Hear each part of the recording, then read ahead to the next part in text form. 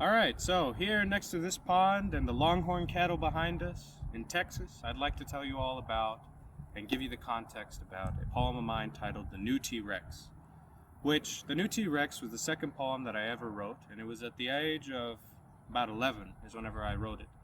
And the New T-Rex comes from, at that time I had very little capacity for writing, and I had read very little. Up to that point I had only read Siddhartha by Hermann Hesse, and then the poetry of Charles Bukowski.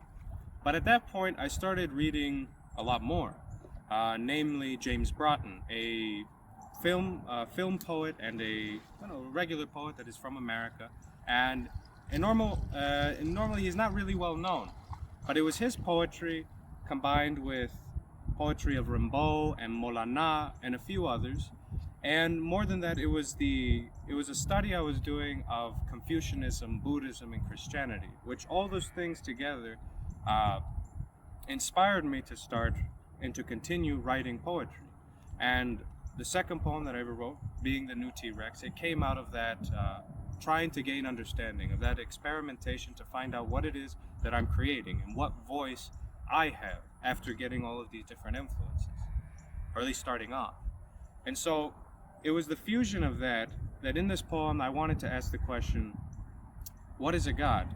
And what is the Savior? How does one perceive it? And when it appears to one, when the God, when the Savior, when the religious or figure or the spirit presents itself to a person, how do you look at it? How do you understand it? And how should it be? How should it conduct itself?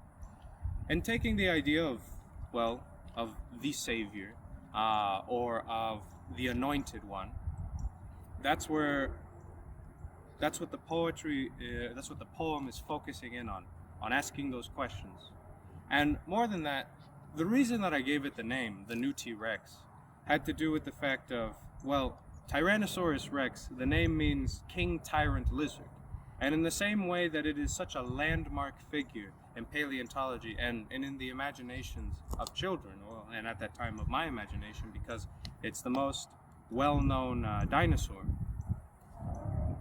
it was for me the perfect name to give the poem is, who is the new tyrant? Or who is the new king?